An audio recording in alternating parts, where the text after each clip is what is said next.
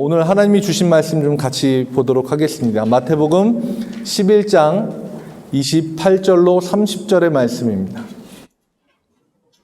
마태복음 11장 28절로 30절의 말씀.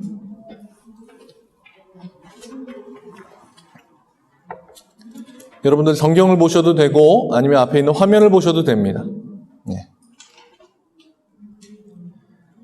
28절 제가 읽고 29절 여러분들이 읽으시고 마지막 절 함께 읽도록 하겠습니다. 수고하고 무거운 짐진 자들아 다 내게로 오라. 내가 너희를 쉬게 하리라.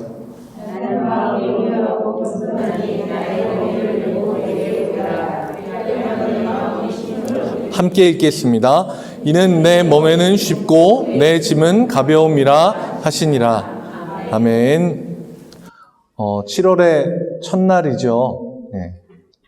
7월의 첫날 여러분과 진짜 쉼을 맛보라라고 하는 제목으로 같이 말씀을 좀 나누겠습니다. 오늘 새벽에 김문겸 목사님이 말씀을 전해주시면서 그 얘기를 하시더라고요.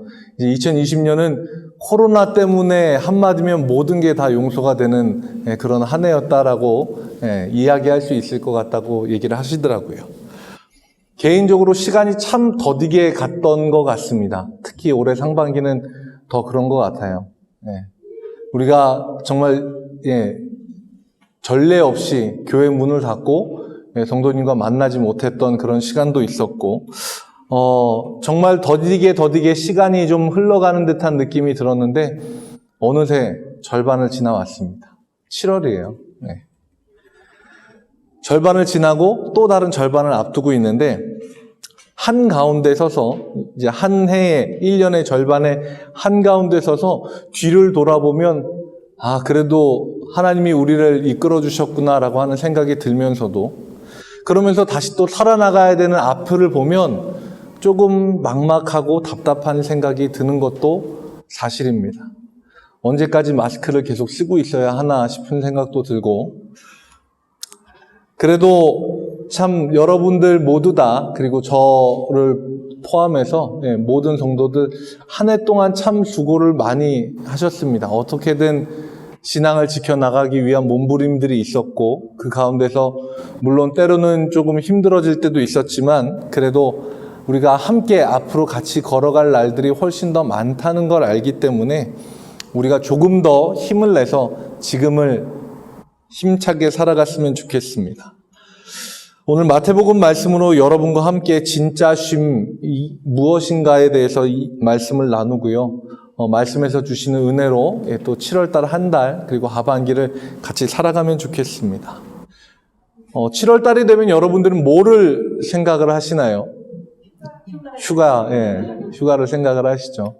저는 대번에 머릿속에 생각이 든 게 장마가 제일 먼저 생각이 탁 나더라고요. 제가 이 설교문을 작성을 할 때 그때 비가 막 내리고 있었거든요. 그래서 비가 막 내리는 걸 보면서 자동차에 붙은 벌레들이 좀 빨리 떨어져 나갔으면 좋겠다. 이 자동차 앞에 이렇게 까만색으로 붙어있는 그런 게 떨어져 나갔으면 좋겠다라고 하는 생각도 해봤고요. 그리고 많은 분들이 7월 달에 휴가를 생각을 하시더라고요. 또 어떤 분은 이런 시국에 무슨 휴가라고 이야기하지만 사실 우리가 코로나 사태 이후에도 표현이 좀 그렇지만 할 건 다 해왔지 않습니까? 표현이 좀 그렇지만 그러니까 우리가 기존에 해오던 거를 방식을 조금 바꿔서 할 뿐이지 무언가 우리가 해오던 것 중에 멈춘 게 별로 없었던 것 같아요.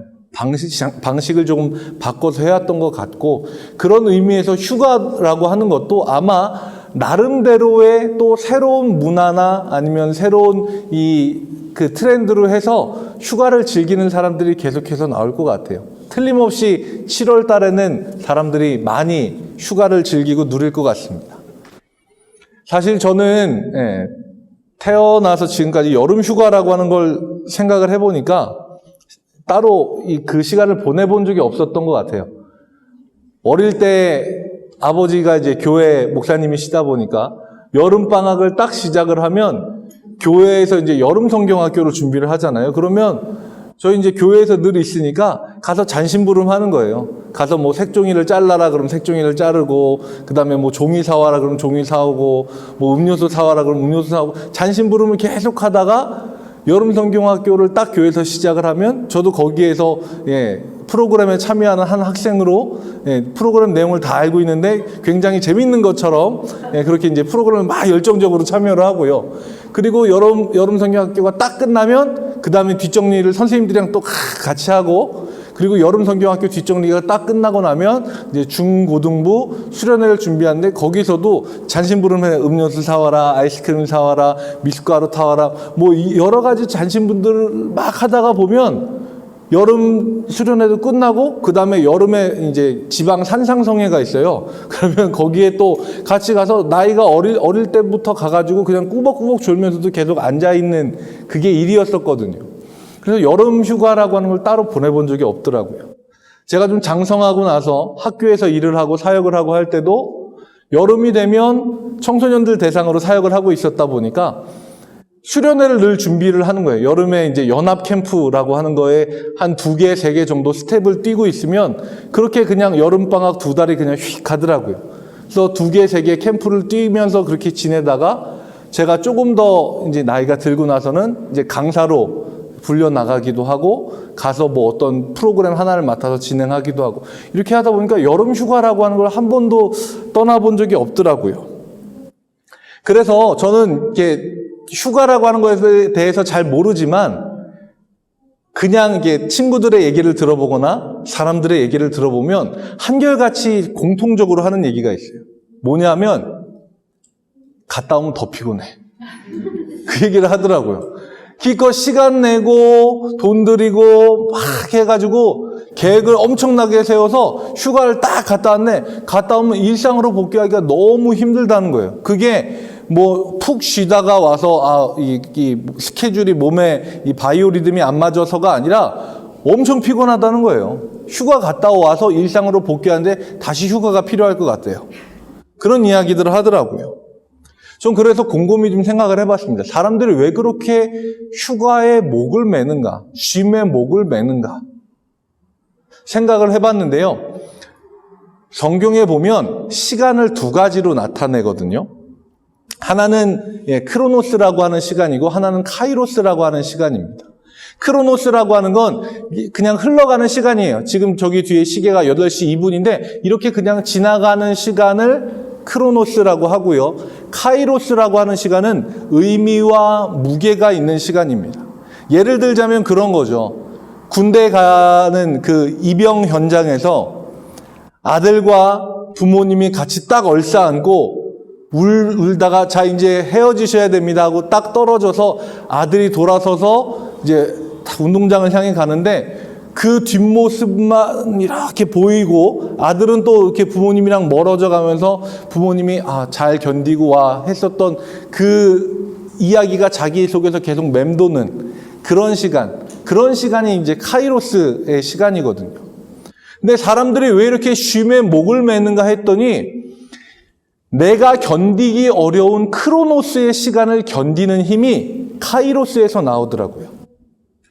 제가 군대에 입대하는 이야기를 했잖아요. 군대 입대를 해서 뭐 남자분들 몇 분 안 계시지만 그런 얘기가 있어요. 국방부 시계는 거꾸로 매달 하나도 간다. 그러니까 아무리 힘들어도 시간은 흘러간다는 뜻인데 그 시간이 정말 더디게 흘러가는 것 같거든요. 그래서 때로는 도망치고 싶고 막 탈출하고 싶고 견디기 어려울 것 같고 그런데 그 시간을 견디게 해주는 힘이 뭐냐면 카이로스의 시간이에요. 부모님이 내 어깨를 끌어안고 잘 갔다 와, 견디고 와, 건강하게 다시 만나자. 그 말 한마디, 그 이야기를 들었던 시간 때문에 그 크로노스의 시간을 견디는 거거든요. 그래서 사람들이 쉼과 휴가에 그렇게 목을 매더라고요. 나한테 의미 있는 시간을 만들고 싶은 거예요. 그래서 내가 견디기 어려운 흘러가는 시간을 견뎌내기 위해서 이 카이로스의 시간을 본능적으로 만들고 싶어 하는 거예요. 그래서 평소에 안 하던 행동을 합니다. 전혀 하지 않던 행동을 해요. 밤잠을 안 자가면서 12시 땡 넘으면 갑자기 컴퓨터에 들어가고 막 예약을 하고 그 다음에 길이 엄청나게 밀리는데 거기를 꾸역꾸역 참아가면서 또 막 차를 타고 가고, 사람이 정말 막 콩나무 시루에 막 이렇게 막 몰려 있는 것처럼 있는데도 그래도 거기에서 막 사람들 밀쳐가면서 거기에서 어떻게든 자기에게 의미 있는 시간을 만들고 싶어 합니다.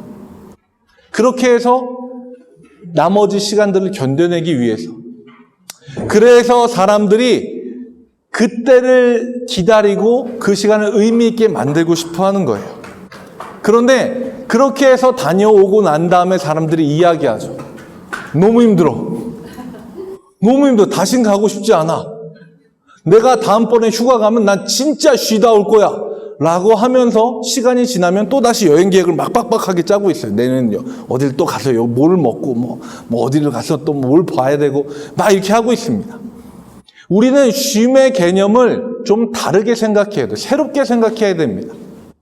성 어거스틴이라고 하는 사람이 있습니다. 이 어거스틴이 한 이야기가 있는데 고백록 1장에서 이런 이야기를 합니다. 우리 마음이 주님 안에서 쉼을 발견할 때까지 우리는 결코 쉴 수 없습니다라고 이야기합니다.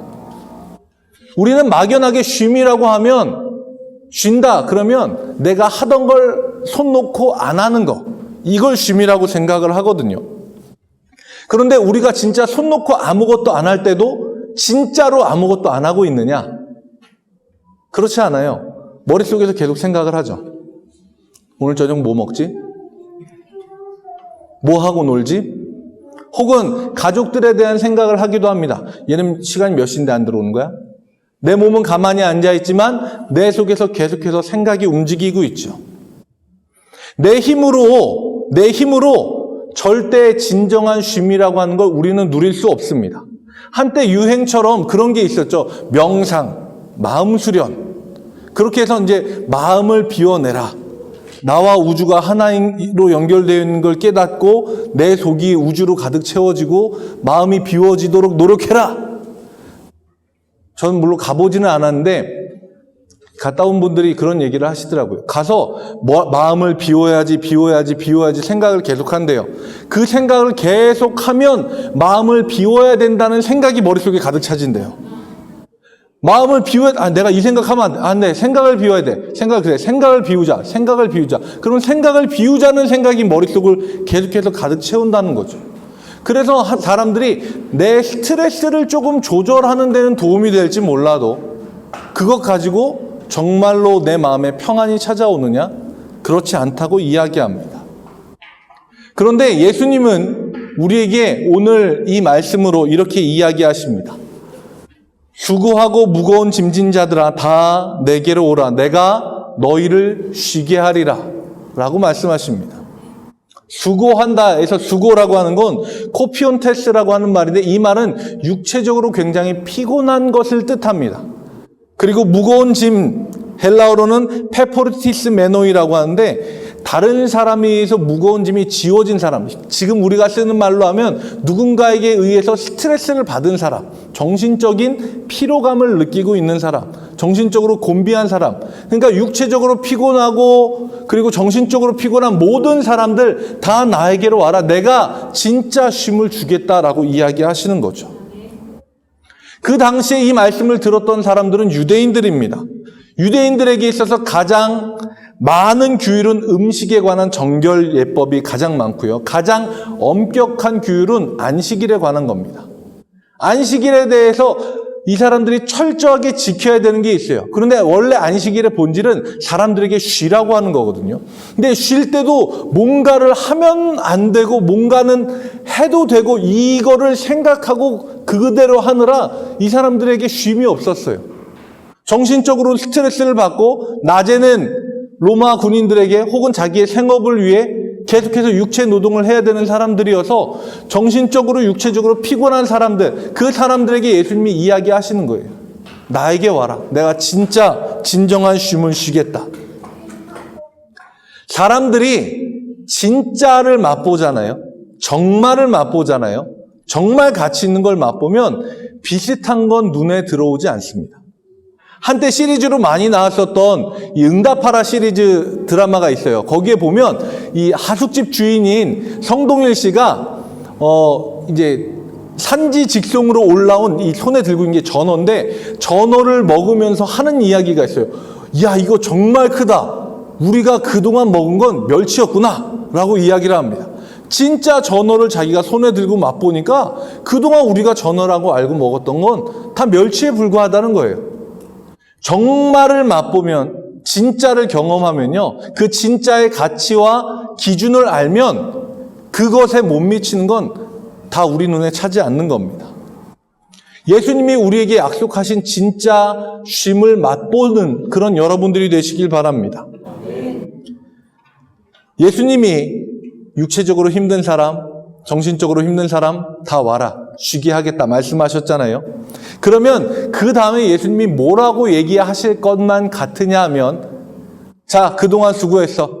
짐을 내려놓으세요. 마음의 무거운 짐 내려놓고 육체의 무거운 짐도 내려놓고 모든 책임감과 이런 거 다 내려놓으세요. 이제 편안하게 쉬세요. 할 것 같은데 예수님은 의외의 말씀을 하십니다.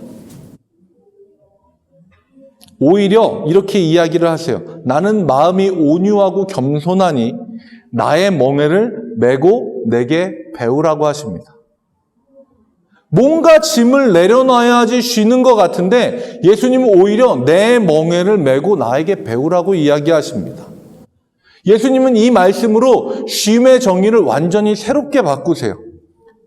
짐을 내려놓는 게 쉼이라고 우리는 생각했는데 짐을 내려놓는 게 쉬는 게 아니라는 겁니다. 예수님의 말씀을 조금 더 깊게 생각을 해보면 그래요. 내가 정말 내려놓고 싶은 짐이 있는데 못 내려놓는 짐들이 있습니다. 내가 정말 나에게서 좀 이렇게 떨어뜨려 놓고 나도 좀 마음 편하게 있고 싶어 하는 게 있는데 내가 그러지 못하는 짐들이 나에게 있어요. 그게 뭘까요? 뭐 여러 가지가 될 수 있겠지만 가장 첫 번째로는 아마 관계라고 하는 거일 겁니다. 네. 태어나는 순간부터 우리는 가족이라고 하는 관계를 맺습니다. 이 관계라고 하는 건 우리가 짐이라고 부르는 순간 우리 마음속에 죄의식을 갖게 해요. 아니, 가족이 어떻게 짐이야?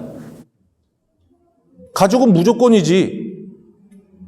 그래서 우리 마음속에 더 무거운 짐으로 자리 잡는 관계가 가족이라고 하는 겁니다. 또 뭐가 있을까요? 다행히 아직 안 나왔네요. 보여주세요. 네. 걱정과 염려가 있습니다. 어릴 때는 그냥 걱정 없이 생각 없이 자유롭게 막 살아요. 그런데 한두 살씩 나이를 먹으면 걱정과 염려가 늘어납니다. 제가 차를 타고 집에 차를 타고 왔다 갔다 하면 라디오가 그냥 자연스럽게 틀어져서 나오거든요. 라디오 사연 중에 그런 얘기도 있어요. 집에 가면 해야 하는 구몬이 너무 많아서 걱정이에요. 초등학생이 라디오에 사연을 올렸어요. 집에 가면 해야 되는 구몬이 너무 많이 쌓여 있어서 그게 걱정이라는 거예요. 나이가 한두 살씩 먹으면 누구나 다 고민을 갖게 됩니다. 근데 이게 시간이 가면 갈수록 해결되고 나아지는 게 아니라 점점 더 많아져요. 내가 어떤 학교를 갈까? 아이들 같은 경우에 그런 고민을 하죠. 내가 어떤 직장을 가질까? 청년들은 그런 염려를 합니다. 내가 어떤 사람과 결혼할까? 그래서 사람을 고르고 골라서 결혼을 합니다. 사랑에 빠지고 결혼을 해요. 그 다음엔 그 사람의 걱정과 염려도 내게 됩니다. 자식을 낳으면, 자녀를 낳으면 그 자녀의 걱정과 염려도 다 내게 돼요. 여태까지 내가 해오던 걱정을 자녀 버전으로 바꿔서 합니다. 얘는 앞으로 어떤 학교를 갈까? 얘는 어떤 직장을 가질까? 누구와 결혼을 할까? 손자, 손녀를 낳으면 걔네들까지 내가 걱정을 해요. 얘네는 앞으로 무슨 학교를 갈까? 제 얘기입니다. 솔직히 말하면 저희 어머니의 이야기예요. 그래서 제가 저희 어머니에게 전화를 해서 이야기하면 어머니는 늘 걱정이 많으세요. 차 조심해라. 여태까지 차 조심을 하라고 이야기를 하세요. 네. 네, 어제 새벽에 제가 새벽 기도하다가 차 조심하라는 이유를 알겠더라고요. 좀 위험한 순간이 있어서. 근데 제가 그래서 어머니에게 농담적으로 이야기를 했어요. 어머니는 걱정근심위원회 위원장 같으세요. 이렇게 얘기를 했어요. 그러니까 어머니가 막 웃으시다가 얘기하세요. 너 어른들한테 그렇게 얘기하는 거 아니다. 이게 또 걱정과 염려를 담아서 이야기를 하세요. 우리는 예수님이 내리신 쉼의 정의를 동의할 수밖에 없어요. 짐을 내려놓는 거, 그게 쉼이 아닙니다. 그러면 예수님이 정의하시는 쉼은 뭐냐 하면 내가 살아있는 동안 어쩔 수 없이 반드시 지고 살아야 하는 짐이 있는데 그 짐을 짐이라고 느끼지 않는 게 쉼이에요. 네.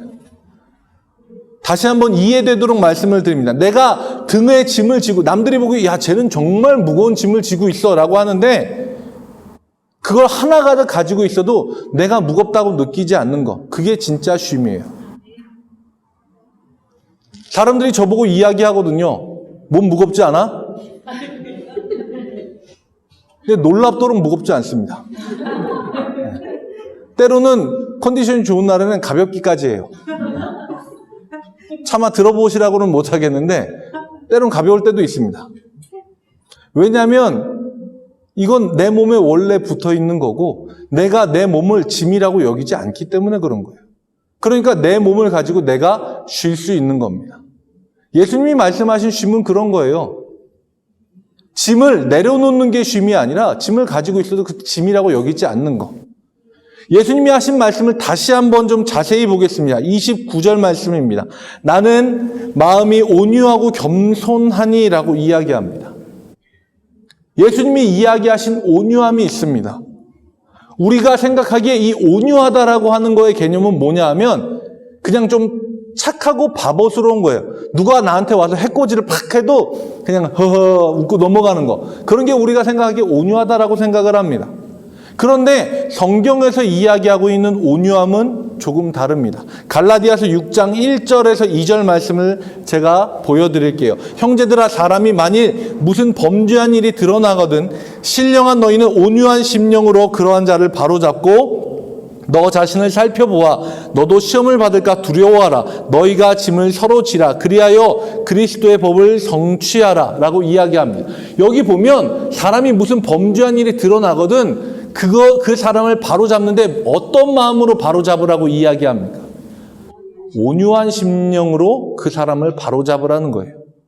성경에서 잠깐만 더 띄워주세요. 성경에서 이야기하는 온유함은 잘못한 걸 바로잡는 거예요. 그런데 우리가 생각하기에 그러면 온유함 잘못만 해봐. 내가 온유하게 아주 그냥 싹 다 고쳐줄게. 생각을 하고 잘못하지만 너 이거 잘못했어. 성경에서 이야기하는 온유함은 잘못을 바로잡는데 지적하고 그것을 뜯어 고쳐서 바꾸어서 그 사람을 고쳐내라고 하지 않습니다.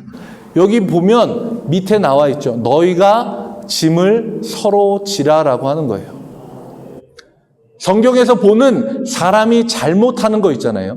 사람이 삐뚤어지는 거. 그건 그 사람이 무언가 무거운 짐을 지고 있다는 거예요. 이게 잘 이해가 안 되실 수도 있는데 제가 새벽 기도를 마치고 헬스장에 가서 운동을 하고 그리고 다시 교회로 옵니다. 그런데 이제 근력 운동을 좀 하다 보면 남자들은 이게 무거운 무게에 대한 그런 게 좀 있어요. 이렇게 좀 무거운 거 들고 내가 무게를 들었어 막 이런 게 있는데 이게 원래 목적은 적당하게 운동을 해서 내 몸을 건강하게 만드는 거잖아요. 그런데 이 무게에 대한 욕심 때문에 내가 들 수 없는 무게를 들고 내가 어떻게든 이걸 들겠다고 막 하면요. 똑바른 자세로 운동이 안 돼요. 뭐 하나를 들려고 하더라도 막 몸이 막 이렇게 막 비비 꼬아지고 어떻게든 이걸 들려고 하거든요. 그런 개념이에요. 그래서 잘못한 사람은 무언가 그 사람에게 무거운 짐이 지워져 있기 때문에 그 사람의 짐을 같이 져주면서 그 사람의 짐을 같이 나눠지면서 그 사람이 올바로 행동할 수 있도록 해주는 것. 그게 성경에서 이야기하는 온유함입니다.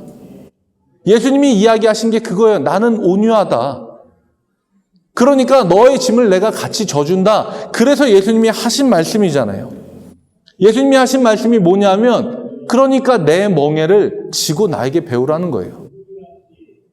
너의 짐을 내가 같이 들어주겠다는 거예요.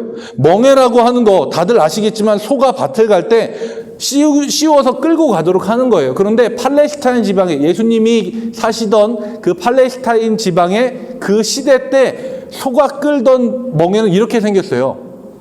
반드시 2마리 소가 같이 끌게 되어 있고요. 그리고 관례적으로 덩치 차이가 나는 조금 어리고 덩치가 작은 소를 큰 소 옆에 붙여서 같이 끌게 했습니다. 그 이유는 멍에를 지고 이걸 끌고 앞으로 나가는 걸 큰 소에게 배우라는 거예요. 그 의미로 큰 소 옆에 반드시 작은 소를 붙여서 2 소가 같이 멍에를 메고 끌고 가게 되어 있습니다.